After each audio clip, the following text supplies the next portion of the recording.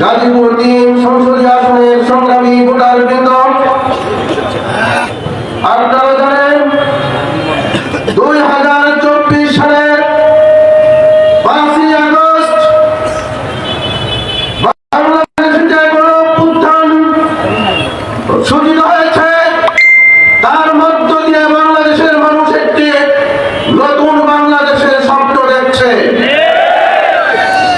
যে বাংলাদেশে অতীতের মতো কোনো দুর্নীতি হবে না, যে বাংলাদেশে ব্যবসা করলে কোনো চাঁদাবাজকে চাঁদা দিতে হবে না,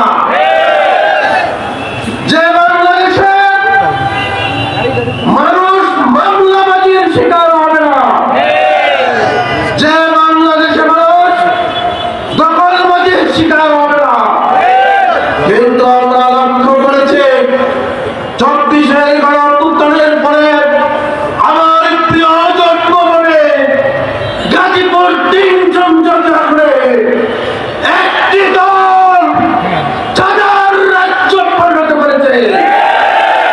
আমরা লক্ষ্য করেছি চাঁদার দাবিতে গিয়ে প্রকাশ্যে দিনের বেলায় মাছ বাজারে মাঠ লুটপাট করেছে। আমরা লক্ষ্য করেছি একটি দলের পদধারী নেতা প্রকাশ্যে অস্ত্র উঠিয়ে চাঁদা দাবি করেছে এবং বলেছে আজ থেকে আমাকে চাঁদা দিতে হবে। আমরা এমন বাংলাদেশ চাই না, এমন শ্রীপুর আমরা চাই না। যারা এই চাঁদার দাবিতে অস্ত্র উঠিয়েছিল, আগামী 12 তারিখ তাদেরকে এই শ্রীপুরবাসী প্রত্যাখ্যান করবে। আমি আপনাদের একজন হিসাবে বলতে চাই, আগামী 12 তারিখ আমাদের ভোট হবে চাঁদাবাজের বিরুদ্ধে ভোট। আগামী 12 তারিখ নির্বাচন হবে দুর্নীতির বিরুদ্ধে নির্বাচন। আগামী 12 তারিখে সূর্য উঠবে, সেই সূর্যটি হবে সন্ত্রাসের বিরুদ্ধে সূর্য।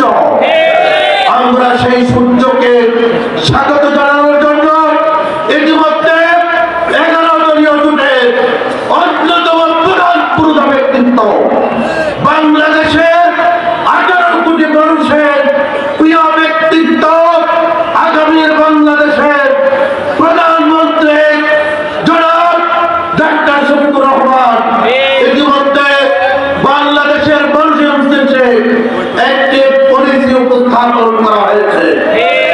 আপনারা লক্ষ্য করেছেন আমাদের ইতিহাস দেওয়া হয়েছে। 5টি বিষয়কে আমরা বলেছি হ্যাঁ, 5টি বিষয়কে আমরা বলছি না। আপনারা কি সন্ত্রাস চান? আপনারা কি দুর্নীতি চান? আপনারা কি চাঁদাবাজকে প্রমোট করতে চান? আপনারা কি সাম্রাজ্যবাদ চান? আপনারা কি আধিপত্যবাদ চান? যদি না চান, তাহলে আমার আবেদন থাকবে 11 দলের পক্ষে আপনারা ভূমিকা রাখবেন।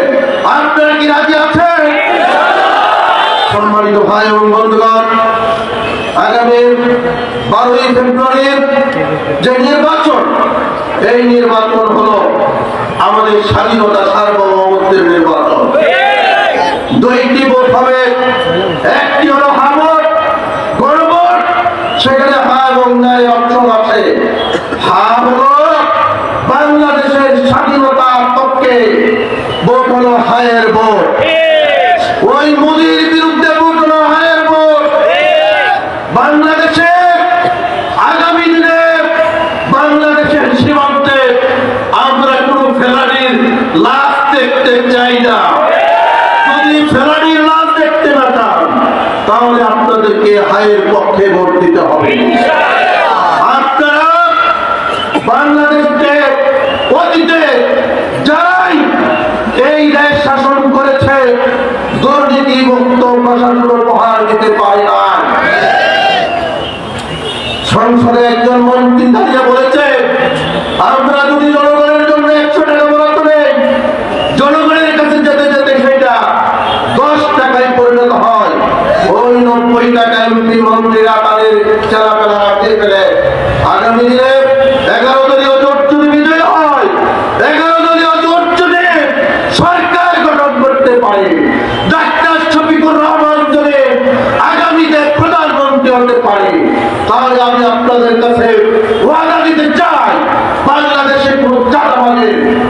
বাংলাদেশে হবে না, এই শ্রীপুরে হবে না। আমি আপনাদের কাছে বলতে চাই, ওই ফ্যাক্টরি, ওই ফ্যাক্টরি বাণিজ্য দোকান পাটে আগামীতে কোন চাঁদাবাদকে আমরা প্রমোট করতে দেব না। সম্মানিত ভাই বোন বন্ধুগণ, সম্মানিত ভাই বোন বন্ধুগণ, তাই আমি আগামীতে হারের পক্ষে করতে 11 দলীয় জোটের প্রার্থীকে আপনারা নির্বাচিত করবেন। নির্বাচিত করে এদেশে সাম্রাজ্যবাদের বিরুদ্ধে আপনারা ভূমিকা রাখবেন। আপনারা সাম্রাজ্যবাদ মুক্ত বাংলাদেশ, আধিপত্যবাদ মুক্ত বাংলাদেশ, ওই মোদির হুকুম মুক্ত বাংলাদেশ আমরা চাই। সেজন্য 11 দলীয় জোটকে বিজয়ী করে, মাওলানা হেদারুল্লাহকে বিজয় করে আমরা সংসদে পাঠিয়ে শ্রীপুরকে একটি মানবিক এবং ন্যায় ইনসাফের নগরীতে পরিণত করতে চাই। সম্মানিত ভাই এবং বন্ধুগণ, আগামীতে এই শ্রীপুর, গাজীপুর সদর এবং এইটা সহ আমাদের গাজীপুরের যে 5টি আসন আছে, প্রত্যেকটি আসনে আপনারা এখানে যারা আছেন, অন্য এলাকায় যদি আপনাদের কোনো আত্মীয় স্বজন থাকে তাদেরকে আপনারা বলবেন 11 দলীয় জোটের পক্ষে ভূমিকা রাখার জন্য। এই প্রত্যয় ব্যক্ত করে শ্রীপুরবাসীকে আমার রক্তিম শুভেচ্ছা জানিয়ে আমি আপনাদের সবাইকে শুভেচ্ছা জানিয়ে আমি আমার বক্তব্য এখানে শেষ করছি। আসসালামু আলাইকুম ওয়া রাহমাতুল্লাহি।